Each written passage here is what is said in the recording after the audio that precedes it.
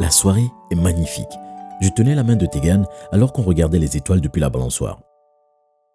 Tout à coup, la porte s'est ouverte et M. Nelson, sans dire un mot, a pris Tegan par le bras avant de l'amener à l'intérieur. Je suis entré en action et j'ai couru derrière eux. Je me suis accroché au bras de M. Nelson avant qu'il ne puisse frapper Tegan. M. Nelson s'est tourné vers moi et a grogné. Il a agrippé mes habits avec sa grosse main et m'a soulevé avant de me jeter par la porte d'entrée. Tegan a hurlé alors que M. Nelson venait vers moi sur la pelouse. « James, va-t'en, ça va aller !» Abattu, je me suis tenu les côtes en entrant dans ma voiture. Que M. Nelson le sache ou non, ce n'était pas fini. Si vous voulez voir comment je me suis occupé de M. Nelson après son hospitalité, continuez à regarder jusqu'à la fin de la vidéo. Heureusement pour moi, j'ai pu conduire jusqu'à l'hôpital où j'ai appelé mes parents pour leur dire où j'étais. Qu'est-ce qui s'est passé? Mes parents se sont pressés de venir dans ma chambre d'hôpital juste au moment où je remettais mon t-shirt. « Votre fils va bien », a dit le Dr King. « Quelques côtes abîmées, mais il sera sur pied dans quelques jours. » Des côtes abîmées? Ma mère était sous le choc et m'a regardé les yeux grands ouverts. Quelqu'un essayait de me voler sur le chemin, mais j'ai réussi à m'enfuir. Ma mère m'a serré dans ses bras avant de pleurer. Paula, mon père regardait mon visage tout rouge. « Tu es en train de le tuer. » Ma mère a enlevé ses bras avec hésitation. Mon père s'est tourné vers le Dr King. « On peut rentrer maintenant ?»« Oui, il peut partir. » J'ai remercié le Dr King et mes parents avant de quitter l'hôpital. Je suis rentré avec mon père et ma mère a conduit ma voiture. J'étais content que mon père me propose de monter avec lui. Au moins, pour le moment, j'ai échappé aux questions de ma mère. Dès qu'on est entré, j'ai essayé d'appeler Tegan, mais je suis tombé sur son répondeur. Je n'allais pas laisser M. Nelson mal la traiter. Il était temps que quelqu'un lui apprenne une leçon. Avant de continuer, laissez-moi commencer par le début. Tout a commencé avec une pizza. La pizza est mon péché mignon. J'en commandais au moins 4 fois par semaine. Orlando, mon livreur de pizza, avait d'habitude de prendre 1 ou 2 parts avant de partir. Cependant un jour, Orlando ne s'est pas montré. À la place, quand j'ai ouvert la porte, devant moi se trouvait une grande fille aux cheveux longs et bruns avec de beaux yeux verts. « Ça fera $24, monsieur. » Elle m'a regardé droit dans les yeux. J'ai dégagé ma gorge. « Bien sûr. » Je lui ai donné l'argent. « Où est Orlando ?» Elle a haussé les épaules. « Je ne sais pas. Je ne fais que livrer les pizzas. » Je l'ai remercié avant de fermer la porte. J'ai commandé des pizzas les 14 autres jours suivants juste pour la voir. Elle m'a dit s'appeler Tegan. C'était environ 1 mois avant que je lui demande de sortir avec moi. Ça a pris 1 mois de plus avant qu'elle n'accepte. Au cours des mois suivants, j'ai découvert que la mère de Tegan était décédée. Elle, son petit frère et sa petite sœur vivaient maintenant avec leur père. Pendant que Tegan travaillait pour ramener un salaire pour prendre soin de la famille, leur père restait assis à regarder la télé. « Pourquoi est-ce que tu ne pars pas ?» Je lui ai demandé un soir pendant qu'on mangeait ensemble. « Eh bien, je ne peux pas laisser mon frère et ma sœur.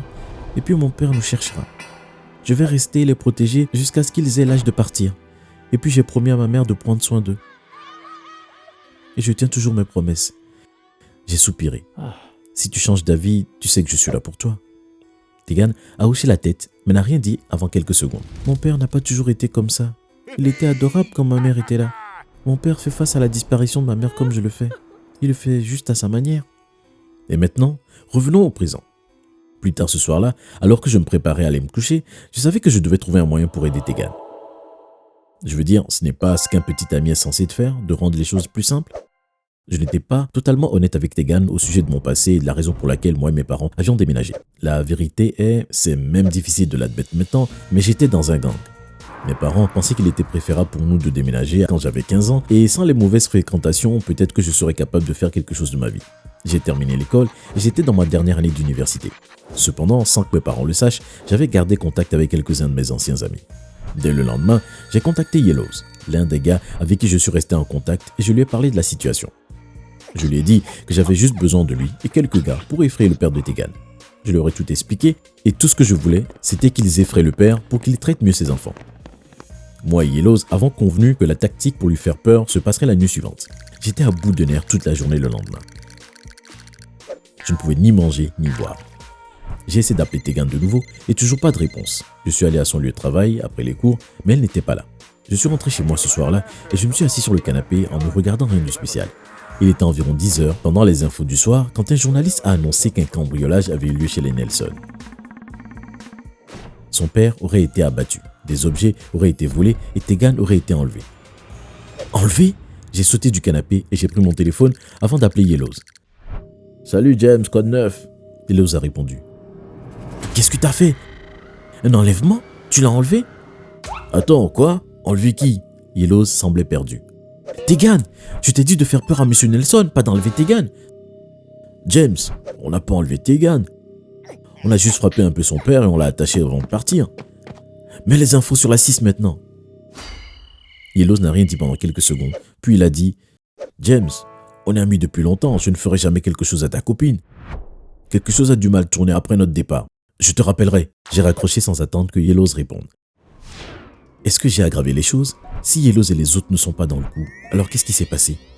Après une semaine, Tegan était toujours portée disparue et la police n'avait aucune piste. J'avais l'impression de perdre la tête. Puis je me suis dit, et si ce n'était pas Yellows? Et si M. Nelson avait fait quelque chose à Tegan et qu'il avait menti? Je me suis dit que le seul moyen d'avoir des réponses était de questionner Monique et Josiah. Je les ai attendus devant leur école. Quand ils m'ont vu, ils ont hésité, alors que Josiah tenait la main de Monique. « Hé, comment ça va? Je voulais juste savoir comment vous allez. » J'ai dit alors qu'ils passaient devant moi. Aucun d'entre eux n'a répondu. J'ai marché à côté d'eux. « Est-ce que vous savez où se trouve Tegan ?» Monique m'a regardé.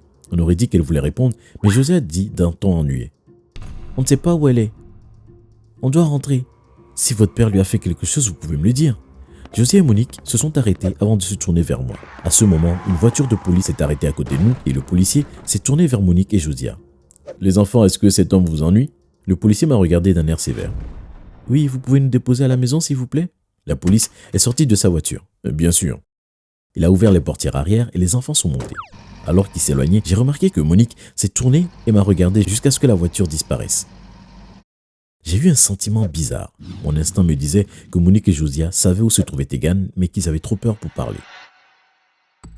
Ce soir-là, j'ai garé ma voiture à 2 pâtés de maison de chez Tegan et j'ai marché. Je ne voulais pas que quelqu'un voie ma voiture. Je portais des vêtements sombres et un sweat à capuche qui cachait mon visage pour ne pas être reconnu. Je me suis caché derrière les buissons jusqu'à ce que la dernière lumière de la maison s'éteigne. J'ai ensuite attendu un quart d'heure de plus pour m'assurer que tout le monde dormait avant de m'en prendre à l'une des fenêtres et d'entrer dans le salon. J'ai laissé mes yeux s'habituer à l'obscurité car je ne voulais pas utiliser de lampe qui aurait pu être vue de l'extérieur de la maison.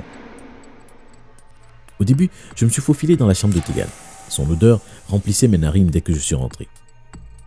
Son sourire, son rire et ses baisers me manquaient. Je devais tout découvrir rapidement. J'ai passé environ 15 minutes dans sa chambre à fouiller dans ses papiers et ses placards, mais je n'ai rien trouvé. Peut-être que je devrais regarder au sol.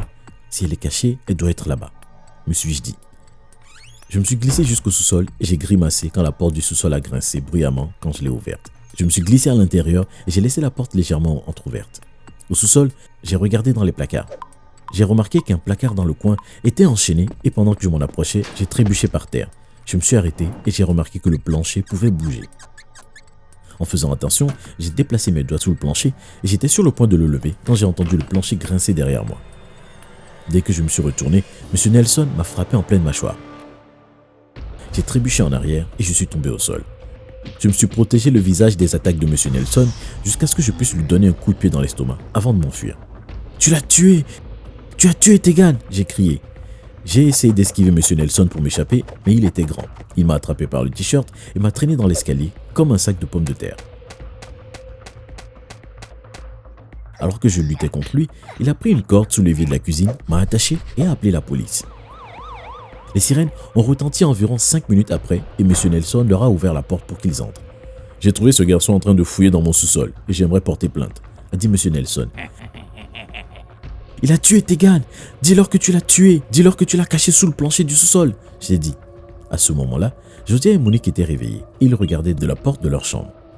L'un des policiers s'est tourné vers M. Nelson. « Monsieur, pouvez-vous nous dire de quoi parle ce garçon ?» M. Nelson s'est tourné vers moi. Il avait l'air mal à l'aise. J'ai souri. « Monsieur, on aimerait voir votre sous-sol, » a dit le policier en regardant M. Nelson. « Détachez-moi, je vais vous montrer où c'est. » Le capitaine officier a dit à son équipier de me détacher. M. Nelson s'est approché de moi et le capitaine s'est tenu devant lui avant de poser sa main sur sa poitrine. M. Nelson a reculé. « Ok fiston, » a dit le policier alors que je me relevais. « Montre-nous où est le corps. » Avec plaisir. J'ai regardé M. Nelson et je suis passé devant lui avant d'aller au sous-sol. Avec l'aide des policiers, on a retiré quelques lames du sol. Ce qu'on a vu a changé ma vie à jamais. En dessous des lames se trouvaient des bouteilles de bière. Les policiers m'ont regardé perplexe. M. Nelson a dit: après l'enlèvement de Tegan, j'ai promis à Monique et Josiah que j'arrêtais de boire. J'ai caché ça là pour que les enfants ne voient rien. Mais parfois c'est compliqué après avoir perdu ma femme et maintenant Tegan. La voix de M. Nelson s'est effondrée jusqu'à la fin de sa phrase. Il est retourné au salon, suivi de moi et des policiers. Inutile de dire que M. Nelson a porté plainte pour effraction et que j'ai été condamné à 1 an de prison. Tous les jours que j'ai passé derrière les murs de cette prison, je pensais à Tegan. Je regrettais les décisions que j'avais prises et je souhaitais pouvoir les changer. Vivre avec ce genre de regrets m'a touché mentalement, physiquement et émotionnellement, ce qui m'a fait perdre beaucoup de poids en prison. Mes parents sont venus me rendre visite aussi souvent que possible, et honnêtement, si ce n'était pas pour eux, je ne pense pas que j'aurais survécu. Environ 6 mois après ma peine, j'étais en liberté conditionnelle, et on m'a averti de rester loin de chez Tegan. Quelques jours après ma libération, alors que je regardais la télé avec mes parents, on a entendu des sirènes à l'extérieur, puis quelqu'un a frappé à la porte. Mes parents se sont regardés avant que mon père aille ouvrir. « Bonsoir monsieur, est-ce que James est ici ?» a dit le policier qui se trouvait dehors. « C'est pourquoi ? Est-ce que James est ici ? On aimerait lui poser des questions. »« À quel sujet ?» Je me suis dirigé vers la porte et j'ai croisé les bras. « Me parler de quoi ? Monique et Josiah ont été enlevés. Est-ce que vous êtes au courant de quelque chose ?»« Ne réponds pas, » a dit mon père. « On est à la maison avec James depuis 3 jours. Si vous avez besoin de plus d'informations, je vous donnerai le numéro de notre avocat. » Mon père est sorti et a fermé la porte derrière lui. Ma mère est venue à côté de moi et m'a pris dans ses bras. J'ai posé ma tête dans ses bras et j'ai laissé les larmes couler. Je n'arrivais pas à croire que ça arrivait encore. Au cours des jours suivants, j'ai parlé avec l'avocat de la famille et à la police. Mon père leur a même donné des images de vidéosurveillance de la maison pour prouver que j'étais à la maison durant l'enlèvement. Je n'étais plus suspect, ou du moins pour le moment. Un soir, pendant que j'étais seul à la maison, quelqu'un a frappé à la porte. J'ai ouvert la porte, mais personne n'était là. Au sol se trouvait un colis que j'ai pris à l'intérieur. Il n'avait pas de nom, de timbre, ni même d'adresse de retour. Dans la boîte se trouvaient les souvenirs que j'avais eus avec Tegan, des photos, des CD, des tickets et des roses séchées. Il y avait aussi une lettre écrite par Tegan où elle expliquait que la nuit où sa famille a été cambriolée et après le départ de ces hommes, elle s'est enfuie. Son père était inconscient et elle a dit à Monique et Josiah qu'elle reviendrait pour eux. Elle a dit être maintenant en sécurité avec son frère et sa sœur et qu'elle espérait me revoir un jour. Mes yeux se sont remplis de larmes. Après avoir lu la lettre, je l'ai brûlée pour protéger leur secret. J'étais heureux qu'elle soit maintenant libre de son père. Mais j'étais triste qu'elle ne me le dise pas plus tôt, même si je comprenais pourquoi elle ne l'a pas fait. Je lui ai fourni un moyen d'être libre et maintenant je suis en paix. Il vaut mieux avoir aimé et d'avoir perdu plutôt que de n'avoir jamais aimé.